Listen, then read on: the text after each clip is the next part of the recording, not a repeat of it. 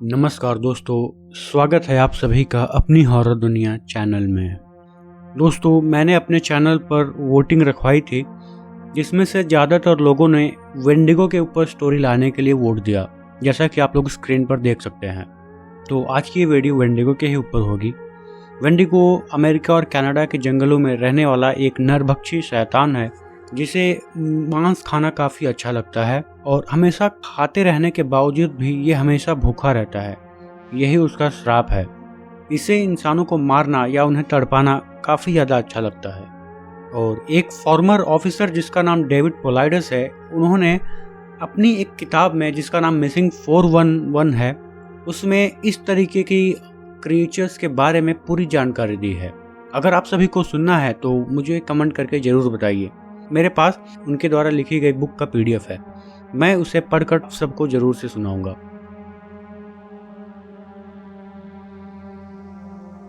मैं, मेरा दोस्त ड्रेक और उसकी गर्लफ्रेंड, हम तीनों ही पहाड़ पर ट्रैकिंग के लिए गए थे और यही मेरी लाइफ की शायद से आज तक की सबसे बड़ी भूल थी। मुझे उस शैतान को नहीं देखना था, क्योंकि जब से मैंने उस शैतान को देखा है मेरी जिंदगी तो नर्क से भी बुरी हो गई है। ड्रेक काफ़ी ज़्यादा अच्छे स्वभाव का था। वो मुझे अपना छोटा भाई मानता था और उसकी गर्लफ्रेंड जो कि मेरे दोस्त भी थी, हम तीनों में काफ़ी ज़्यादा जमता था। हमने साथ में ही कॉलेज पास किया था और हमने कॉलेज पास करके हमारी डिग्री मिलने की खुशी में हम तीनों ने प्लान किया कि हम लोग कहीं पर ट्रैकिंग के लिए जाएंगे। ये आइडिया ड्रेक का था। हालांकि मुझे भी ट्रैकिंग करना काफ़ी पसंद था, लेकिन मुझको इससे पहले कोई खास एक्सपीरियंस नहीं था।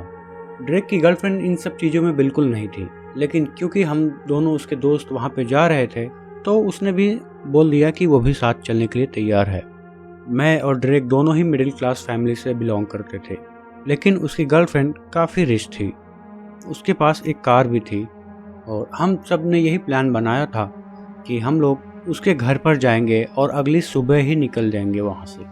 जैसे ही हम लोग उसके घर पर पहुंचे, हम सभी ने उसके पेरेंट्स से बात किया। उसके पेरेंट्स ने हमसे कहा कि उनकी बेटी का थोड़ा ध्यान रखना, क्योंकि इससे पहले उसको कोई भी इस तरीके की ट्रिप में एक्सपीरियंस नहीं है। तो मैंने और ड्रेक ने जो भी ज़रूरत की चीज़ थी खाने पीने के लिए या वहाँ पर कैंप सेट करने के लिए लाइट वगैरह, वो सब गाड़ी में रख लिया था। ड्रेक की गर्लफ्रेंड के पापा के पास एक रिवॉल्वर थी। उन्होंने ड्रेक को अपनी रिवॉल्वर दे दी और कहा कि इसे पास में रखना, क्या पता कोई जंगली भालू वगैरह अगर आ जाए तो इससे तुम्हें मदद मिल सकती है। और अब हम सब उस पहाड़ के लिए निकल गए थे। हालांकि हम जिस ट्रेल पे जा रहे थे वो नोवा स्कॉटिया में उपस्थित है। अगर आप सभी लोग गूगल करना चाहें तो आप सब लोग जरूर से कर सकते हैं। और पूरे आसपास के इलाके में कई लोगों ने वेंडिगो देखे जाने का दावा किया है। हालांकि ये सब बात हमें उस समय नहीं पता थी और हमारी एज भी वैसी थी कि हम सब लोग इस बात को बिल्कुल फालतू समझते थे। हमें लगता था कि पेरेंट्स अपने बच्चों को डराने के लिए ही ये सब कहानियां मनगढ़ंत बनाते हैं, और हमारे पेरेंट्स ने भी इसकी कोई भी हमको वार्निंग नहीं दी थी। हम सभी जैसे वहाँ के ट्रेल पर पहुँचते हैं, वहाँ का नज़ारा देखकर तो मानो ऐसा लगा कि हम लोग मानो स्वर्ग में आ गए हैं। चारों तरफ जहाँ देखो आसपास जंगल ही जंगल। पता नहीं क्यों ऐसा लग रहा था कि हम सभी अपने घर आ गए हैं, यानी कि प्रकृति के घर। हमने एक अच्छा सा जगह देखकर अपना कैंप लगाया और कुछ हल्का सा स्नैक्स खाया। पूरे दिन भर हम सभी बातें करते रहे। हम सभी एलियंस की बातें कर रहे थे कि क्या एलियंस सच में होते हैं, क्योंकि इस पूरे ब्रह्मांड में अनगिनत ग्रह हैं और उन ग्रहों में से एक ग्रह जिसका नाम पृथ्वी है, जब हम वहाँ के निवासी हैं तो इस बात की पूरी संभावना है कि हमारे साथ साथ और कोई एलियन सभ्यता भी रहती होगी। हम में से कुछ लोग इसके पक्ष में थे और कुछ लोग इसके खिलाफ थे। हम सभी ने खूब मस्ती की और आगे अपने करियर को लेकर काफ़ी बातचीत कर रहे थे कि कौन क्या करना चाहता है। जैसे ही शाम होती है हम सभी अपने खाने पीने की व्यवस्था में लग गए और हम सभी अपने कैंप में ना सोकर बाहर ही थोड़ी देर के लिए लेट जाते हैं, क्योंकि खुले आसमान के नीचे सोने का मजा ही अलग होता है। हम सभी आपस में ही ऐसी बातें कर रहे होते हैं कि पता नहीं क्यों ड्रेक के मन में थोड़ा सा डर आ जाता है। वो कहता है कि पता नहीं क्यों उसे ऐसा लग रहा है कि उन्हें कोई देख रहा है। हम सभी ये सुनकर थोड़ा उसके ऊपर हंसने लगते हैं कि भला इस ट्रेल पर आखिर आएगा कौन। फिर हम सभी अपने अपने टेंट में चले गए एक छोटे टेंट में मैं था और बड़े वाले टेंट में ड्रेक और उसकी गर्लफ्रेंड। और सच कहूँ तो मुझे काफ़ी दिनों के बाद बहुत अच्छी नींद आ रही थी। मैं सोया हुआ था कि तभी मुझे किसी की दहाड़ने की आवाज़ सुनाई दी।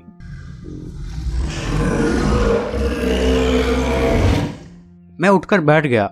मैं टेंट में ही था और मुझे लगा कि शायद मैं नींद में कोई सपना देख रहा होऊंगा। मैं बैठकर अपना आंख मसल ही रहा था कि मैंने नोटिस किया कि ड्रेक के कैंप में भी थोड़ी हलचल हो रही थी। वो लोग आपस में ही बात कर रहे थे कि मुझे ड्रेक का टेक्स्ट मैसेज मिलता है। उसमें ड्रेक लिखता है कि तुम टेंट के बाहर मत निकलना, तुम्हारे टेंट के पीछे कोई ऐसी चीज है जो काफी खतरनाक है और वो तुम्हारे टेंट के चारों तरफ चक्कर लगा रहा है। मुझे उसका मैसेज देखकर काफी ज्यादा डर लगने लगा क्योंकि वो अभी दहाड़ने की आवाज मैंने सुनी ही थी, लेकिन मेरे टेंट के बाहर मुझे कुछ दिखाई नहीं दे रहा था। फिर जब मैंने थोड़ा सा अपने आप को शांत रखा तो मैं किसी के भारी कदमों की आवाज साफ साफ सुन सकता था।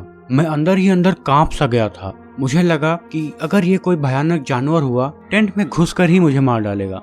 मुझे समझ में नहीं आ रहा था कि आखिर क्या करना चाहिए।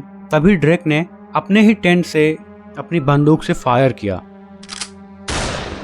उसने शायद हवा में ही अपनी गोली को चलाया था, लेकिन उसकी आवाज सुनकर वो जानवर या जो कुछ भी था वो जंगल में तेजी से भागने लगा। जंगल की ओर नीचे तेजी से भागकर जाने लगा। फिर ड्रेक ने तुरंत चिल्लाकर कहा कि जल्दी से मेरे टेंट में आ जाओ। मैंने आओ देखा न ताओ तुरंत अपना टेंट खोलकर उसके टेंट के अंदर चला गया और अंदर पहुंचते ही मैंने पूछा कि वो चीज आखिर थी क्या वो कोई शेर था? उसने कहा पता नहीं, लेकिन इतना पता है कि वो कोई नॉर्मल जानवर नहीं था। कि मेरा मतलब वो कोई जानवर नहीं था, वो तो कोई इंसान था, या यूं कहूं कि शैतान। क्योंकि जब उस चीज ने दहाड़ मारी तो मेरी भी आंख खुली। मैंने जैसे ही अपने टेंट से झांक कर बाहर देखा तो मैंने देखा तुम्हारे टेंट के पास दो बिल्कुल चमकती हुई आंखें खड़ी थी। तुम्हारे टेंट से और उसकी हाइट देखकर मुझे साफ साफ पता चल रहा था कि जो कुछ भी था ये करीब 8 से 9 फीट का था। उसने तुम्हारे टेंट के 2-3 चक्कर लगाए और मैंने तुम्हें तभी टेक्स्ट मैसेज किया। मैं गन लेकर बाहर निकलने ही वाला था कि मेरी गर्लफ्रेंड ने मुझे रोक लिया और कहा कि वो खतरनाक है, तुम ऐसे ही गोली की आवाज से उसे भगा दो। फिर जैसे ही मैंने देखा कि वो शैतान तुम्हारे टेंट के बिल्कुल पास जा रहा है, मैंने तुरंत हवा में ही एक राउंड गोली चला दी। गोली की आवाज सुनकर वो नीचे पहाड़ी के नीचे की तरफ तेजी से भागते हुए चला गया। लेकिन सच कहूँ तो मुझे ऐसा लगता नहीं था कि ये गोली भी उसका कुछ बिगाड़ सकती है। फिर मैंने ड्रेक से कहा कि अरे ये कोई भालू होगा यार। ड्रेक और उसकी गर्लफ्रेंड ने मुझे काफी ज्यादा समझाया, लेकिन मैंने नहीं माना और उन्होंने अभी कहा कि टेंट वगैरह सब कुछ छोड़ो, अभी गाड़ी में से निकल जाते हैं। उन्होंने मुझे काफी समझाया, लेकिन मैं नहीं माना। मैंने कहा कि सुनो, इतनी रात हो गई है, हम यहाँ गाड़ी से जाएंगे भी तो भी वो सेफ नहीं होगा, हमको सुबह ही निकलना चाहिए। मैंने कहा कि ये कोई भालू ही होगा, तुम लोग फालतू में डर गए हो। फिर ड्रेक ने कहा कि ठीक है, तुम मेरी बात नहीं मान रहे हो, तुम अभी मत चलो, लेकिन मेरी एक बात माननी पड़ेगी और वो कि तुम इसी टेंट में रहोगे। हम पूरी रात जागेंगे, या कम से कम हम में से एक। मैंने कहा ठीक है, तुम दोनों सो जाओ, अभी मैं जागता हूँ, फिर जब मुझे नींद लगने लगेगी तो मैं तुमको जगा दूंगा। फिर थोड़े टाइम बाद वो दोनों सो जाते हैं और मैं जाग रहा होता हूँ कि अचानक से मुझे फील होता है कि हमारी तरफ कोई भारी कदमों से आ रहा है, क्योंकि वहां पर जो भी पत्तियां या सूखे टहनियां थी उनकी टूटने की आवाज आ रही थी। इसका मतलब कोई चीज है जो उनके ऊपर पांव रखकर आ रही थी। मैंने तुरंत वो बंदूक ली और मैंने कहा कि आज इस भालू का काम तमाम कर ही दूंगा। मैं ये सोच ही रहा था कि अचानक से मेरे साथ ऐसा कुछ हुआ जिसने मुझे स्तब्ध कर दिया। मुझे तो समझ में ही नहीं आ रहा था कि मैं रिएक्शन क्या दूं वहां पे। मेरी माँ की आवाज में किसी ने कहा कि बेटा मेरी मदद करो, मैं यहाँ पर फंस गई हूँ, मुझे निकालो। मेरा मतलब मेरी माँ का यहाँ पे आना तो लगभग नामुमकिन था। वो भला इतनी रात को यहाँ क्या करेंगी? मेरा तो दिमाग ही चलना बंद हो गया। मुझे समझ में नहीं आ रहा था कि ये क्या है। और अब वो आवाज धीरे धीरे तेज होने लगी और उसकी आवाज भी बदलने लगी। अब वो मेरी माँ की आवाज से धीरे धीरे काफी मोटी आवाज में बोलने लगा। फिर जैसे ही वो मेरे टेंट के काफी पास आया, अब वो हंसने लगा। मैंने तुरंत ड्रेक को जगाया। ड्रेक और उसकी गर्लफ्रेंड दोनों ही घबरा कर उड़ जाते हैं। मैंने कहा कि यार कोई बाहर अजीब सी चीज है जो मेरी माँ की आवाज निकाल रही है। और उस शैतान की हंसी से हम तीनों बर्फ से बिल्कुल जम गए थे। मेरे हाथ में बंदूक था, लेकिन मैं भूल गया था कि बंदूक को चलाते कैसे है। मेरा तो बिल्कुल दिमाग काम करना बंद कर दिया। अचानक से मेरे हाथ से बंदूक ड्रेक ने ले लिया और चिल्लाकर कहा कि तुम जो कोई भी हो यहाँ से चले जाओ, वरना मैं तुम्हें शूट कर दूंगा। ये कोई प्रैंक करने की जगह नहीं है। और इतना बोलने के बाद वो शैतान काफी तेज हंसने लगा। हम समझ गए थे कि ये कोई इंसान नहीं है।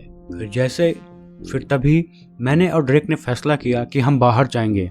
ड्रेक की गर्लफ्रेंड हमें रोक रही थी, लेकिन हमने कहा कि यहाँ अगर अंदर बैठे रहे तो हम बाहर क्या चीज है हम उसका अंदाजा नहीं लगा पाएंगे, और वो अचानक से कभी भी हमारे टेंट में घुस सकता है।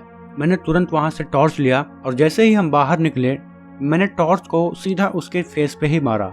और फिर जब हमने उसका शरीर देखा, उसे बता पाना ही मेरे लिए नामुमकिन है। उसकी 2 पतली पतली टांगें और 2 लंबे पतले हाथ, शरीर में तो जैसे मांस ही नहीं है, और 2 काले काले गड्ढे जैसी आंखें, और उन आंखों में भी जैसे कोई छोटा सा बल्ब लगा हो, और चेहरे पर एक अजीब सी शैतानी मुस्कान। और तो और उसके तो सींग भी थे।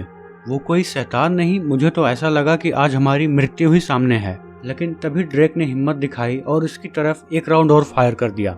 उसके रिफ्लेक्सेस इतने तेज थे कि वो तुरंत वहां से हटकर दूसरी तरफ गया और हमारे पास आगे बढ़ने लगा। वो तो हमारी किस्मत अच्छी थी कि ड्रेक ने एक और फायर किया, जो कि सीधा जाकर उसकी जांघ पर लगी।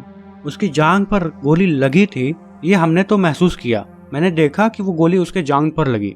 उस गोली से उसे दर्द भी हुआ और वो चिल्लाते हुए वापस से जंगल की तरफ भागने लगा। लेकिन ये देखकर हम दोनों और भी डर गए कि उसे गोली लगी है और वो फिर भी बिल्कुल ठीक है। उसे बस थोड़ा दर्द हुआ है और हम अब निश्चित थे कि ये वापस जरूर आएगा, हम सभी से बदला लेने, या यूं कहूं कि हम सभी का गर्दन अलग करने। फिर हमने आओ देखा न ताओ, सीधा मैं, ड्रेक और उसकी गर्लफ्रेंड तीनों गाड़ी में बैठे। हमने टेंट वगैरह सब कुछ वहीं छोड़ दिया और सीधा घर के लिए आ गए।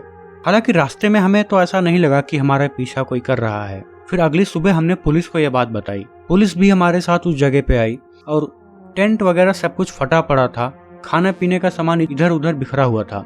पुलिस ने हमारी बात मानी ही नहीं और कहा ये कोई जंगली भालू होगा, उसी ने तुम्हारा टेंट वगैरह सब कुछ फाड़ा है। पुलिस तो हमारी बात सुनने के लिए तैयार ही नहीं थी, या शायद वो सुनना नहीं चाहती थी। इस घटना के बाद से हमारी जिंदगी में बिल्कुल सब कुछ गलत ही होने लगा।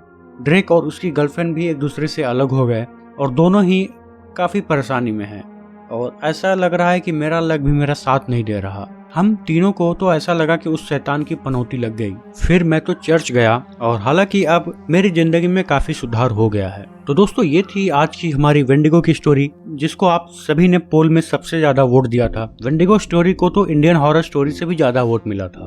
अब नेक्स्ट वीडियो एक इंडियन हॉरर स्टोरी पे होगी जो काफी ज्यादा मिस्टीरियस और थ्रिलिंग है, और ये घटना तो मेरे दोस्त के साथ ही हुई थी। साथ ही साथ अगर आप सबके पास भी कोई ऐसी ही रियल हॉरर स्टोरी हो तो आप सब लोग मुझे शेयर कर सकते हैं। मिलता हूँ आप सभी से नेक्स्ट वीडियो में, तब तक के लिए टेक केयर।